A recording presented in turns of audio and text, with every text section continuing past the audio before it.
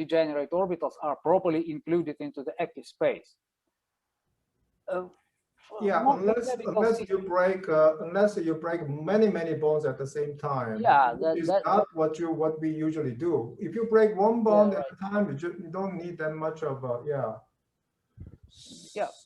So yeah, unless you break the nitrogen N2 molecule, that requires 6,6. Yeah, that would be 6,6. But we don't usually do it. That's not. So not every day. Not every day. Not every day. Yeah. Right. All right. So this methodology can be made, fast enough and sufficiently tractable, and the number of configurations will not increase exponentially. Oh, so about the singlet fission, how many active states do you need for singlet fission? For singlet fission, I think 4 because we that would be the minimal active space needed for singlet fission. I will explain it a little later.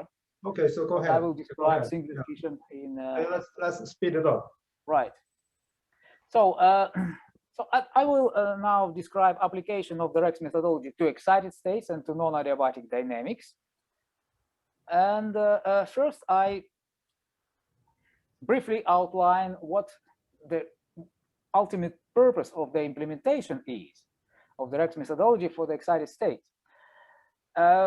Ultimately, we want to be able to describe non-adiabatic molecular dynamics. As you know, the dynamics includes events such as passage through conical intersections between states of the same spin symmetry, singlet ground state, singlet excited state. Maybe there are many more states crossing. Here I show only 2 states. We excite molecule with the photons to optically bright excited state, then some evolution on the excited state surface of the nuclear wave packet occurs, while a nuclear wave packet reaches conical intersection, where it switches over to the ground electronic states, and it can be split into forward going, backward going, backward towards the reactants, forward towards the products. There may be many conical intersections and respectively many parts of the nuclear wave packet, so many pathways on the excited state surface. So we want to be able to describe all these events correctly. And probably the most difficult object to describe there is the conical intersection between the states of the same symmetry. So I will not describe, because I have these slides, but I will not describe quantum dynamics. I stop mostly on the conical intersections as the main mechanistic features of photochemical reactions. Why are these points interesting? Because at these points, the non-adiabatic coupling becomes infinite. Infinite because we have, for the expression of the non-adiabatic coupling vector, we have energy difference between the 2 states, crossing states, in the denominator. When it becomes 0 or near 0, all this expression becomes very large or infinite. And this essentially enables a very efficient population transfer from one electronic state to the other electronic state through nuclear motion, through coupling with nuclear motion. So this is non-adiabatic coupling, exactly. Coupling between electronic and nuclear degrees of freedom. For example, simple expression for transition probability within Landau-Zinner model, it involves the non-adiabatic coupling here in the denominator, and when it becomes infinite, of course, all this expression exponent becomes equal to 1, right? So that's a very large, that's essentially unit probability of population transfer from the ground to the from the excited to the ground electronic state. So, but we want to be able to describe these objects correctly, and this is not a trivial task. Many of you know what conical intersections are. Some members of the audience may not know, but I will remind that these are real crossings between potential energy surfaces of 2 electronic states. And this crossing only occurs when we have 2 conditions fulfilled: that the energies of the 2 states are equal, and that the coupling between the 2 electronic states is 0. This will lead to vanishing the of diagonal terms as well as difference of the diagonal terms, and both will become the same.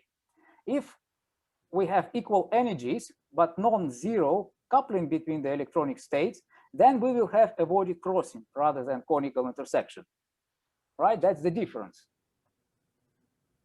And conical intersections are typically characterized by their branching plane vectors, two vectors which give at least directions along which the degeneracy between the two electronic states is lifted. So conical intersections, I should mention, are not isolated points. These are manifolds of points, and crossing space or crossing subspace spans n-2 internal degrees of freedom of the molecule. If a molecule has, let's say, typical molecule will have 3n-6 internal degrees of freedom, then crossing, so degeneracy between two electronic states may exist within subspace of 3n-8 internal degrees of freedom. Right, so this is very large space. So conical intersections are non-negligible. But usually when we describe, let's say, adiabatic potential energy surfaces for analysis of the non-adiabatic dynamics, we are optimizing the minima within this crossing space, crossing C.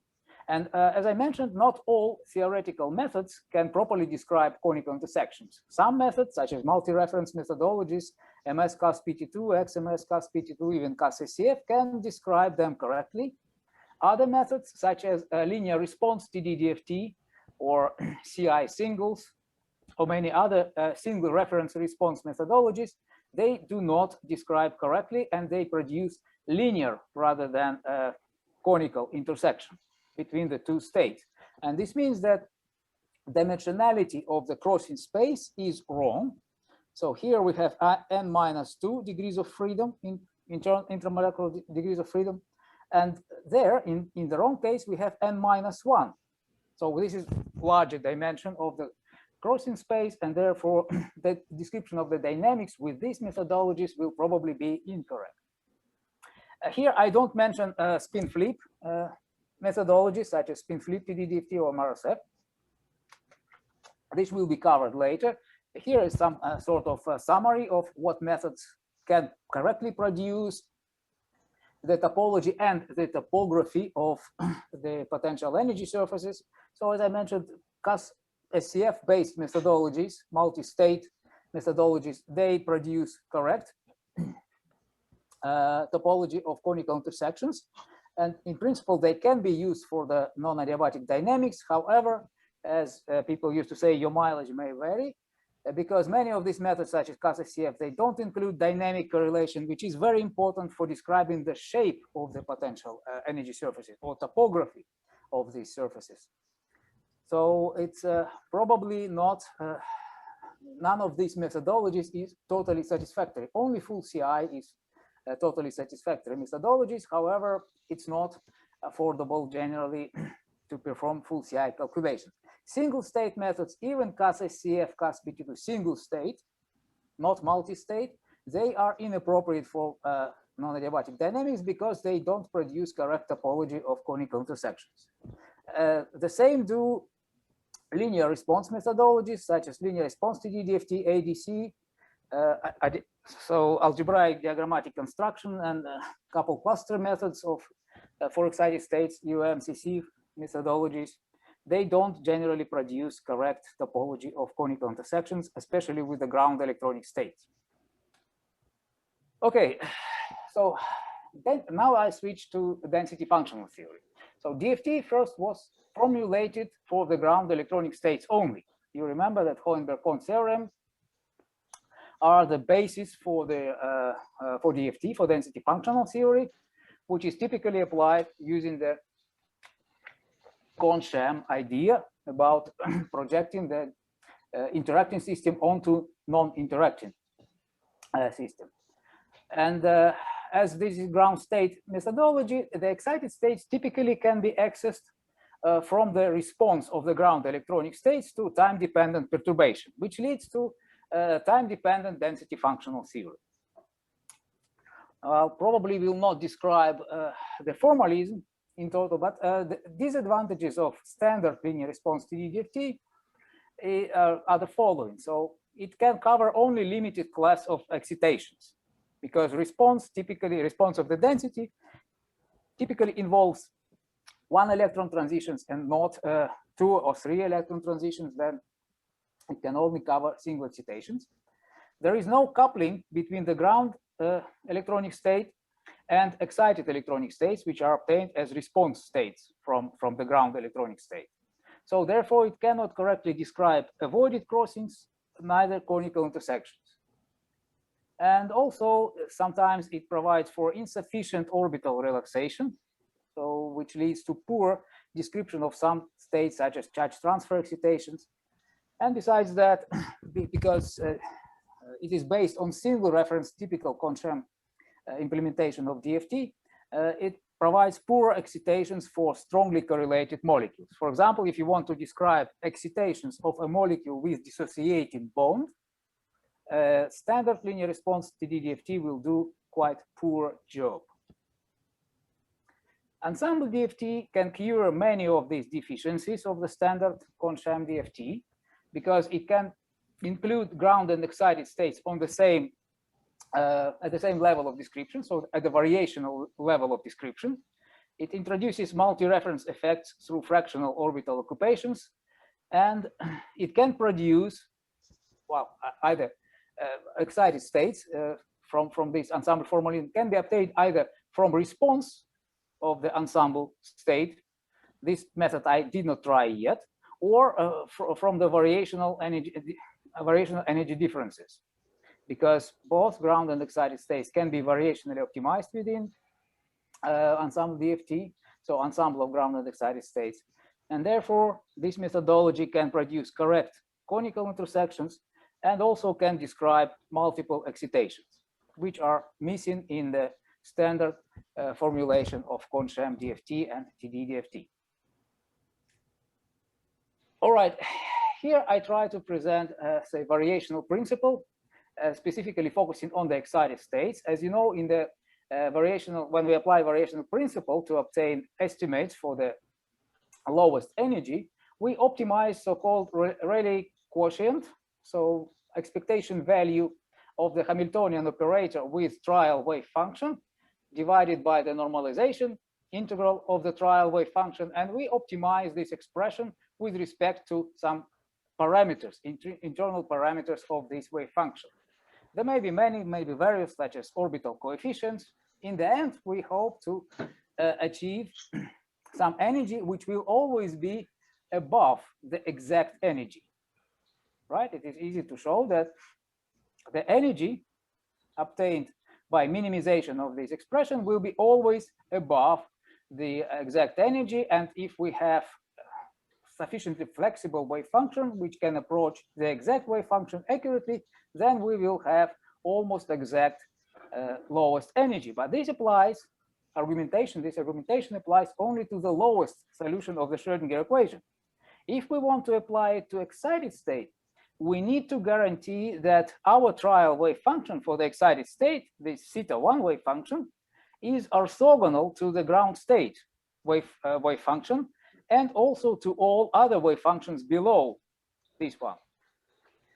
Otherwise, we will never achieve this condition that it approaches the exact wave function from above.